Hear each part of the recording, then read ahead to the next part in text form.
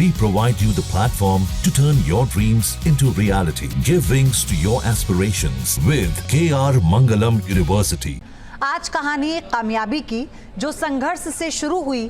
आज कहानी music industry के उस बादशाह की जिनका सफर दिल्ली की गलियों से शुरू हुआ। आज कहानी गुलशन कुमार की जिन्होंने संगीत की दुनिया ही बदल दी। आज गुलशन कुमार का जन्मदिन है और इस मौके पर हम आपके लिए लाए हैं गुलशन कुमार से जुड़ी कुछ अनसुनी कहानियां।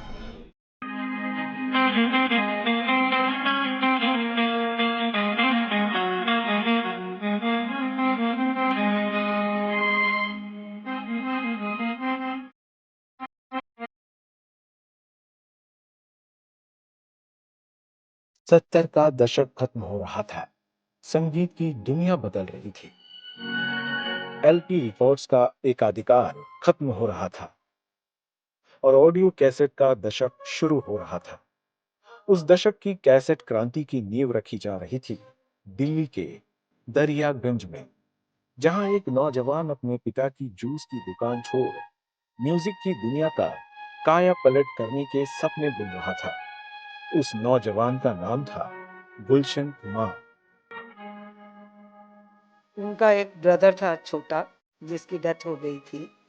उसको बहुत म्यूजिक का शौक था, तो वो रिकॉर्ड मंगवाता था। एलपी बोलते थे ना उसको। वो मंगवाता था, एक दिन सुनता था, दूसरे दिन उसको वो नहीं चाहिए था। फिर वो वापस करके आते थे, उसके लिए दूसरा लेके आते थे। तो वो हमेशा कहता था कि गुलशन तू ही एक दिन म्यूजिक की दुकान खोले, ऐसे करके अपने भाई को बोलता था। तो अब ये तो नहीं पता था कि खुलेगी या नहीं, तब तो ये खुद भी स्कूल कॉलेज में ही पढ़ते थे। तो ये भी उसकी ब्लेसिंग थी या उसकी विश थी, जिसकी वजह से इन्होंने म्यूज़िक कंपनी खोली। और म्यूज़िक कंपनी तो बाद में बनी, पहले एक शॉप ही खोली थी जिससे रिकॉर्ड करते थे, रिकॉर्ड ला के कंपाइलेशन बनाते थे, कैसेट में रिकॉर्ड करके देते थे लोगों को।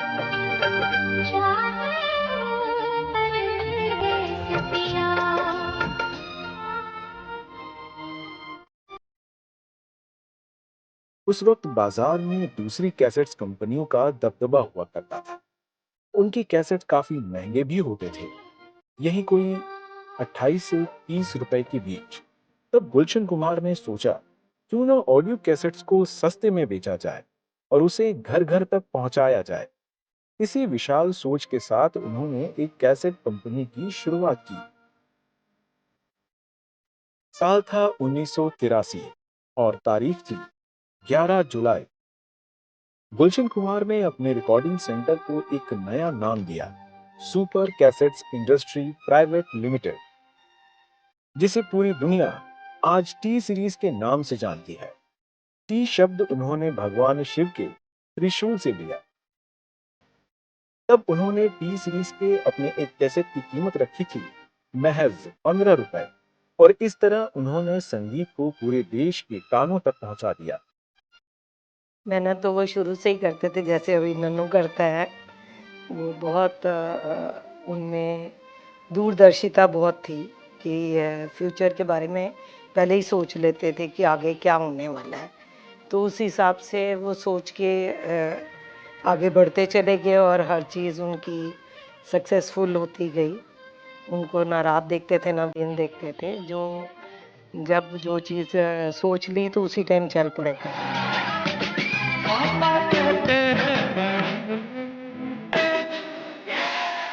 बाद में उन्होंने मुंबई में कदम रखा और बॉलीवुड में म्यूजिक प्रोडक्शन की तस्वीर बदल दी।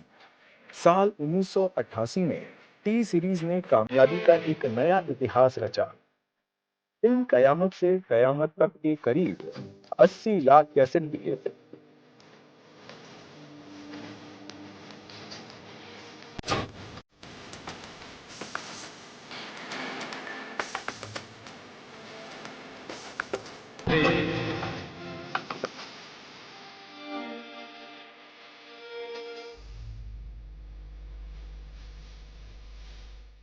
साल 1989 में एक म्यूजिकल एल्बम रिलीज किया जिसका नाम था लाल दुपट्टा मलमल का, जिसमें कुल 10 गाने थे, जिसे अनुराधा पौडवाल, मोहम्मद अजीज, उदित नारायण और सुरेश वाडकर ने गाया था।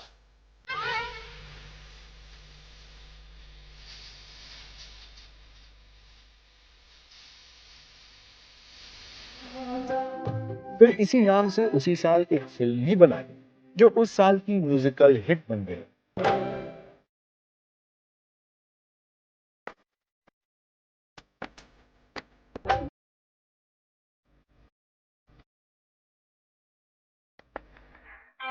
लेकिन गुलशन कुमार को म्यूजिकल इंडस्ट्री का बादशाह बनाया साल 1990 की फिल्म आशिकी ने, जिसने बॉलीवुड फिल्मी संगीत के तमाम रिकॉर्ड तोड़ दिए।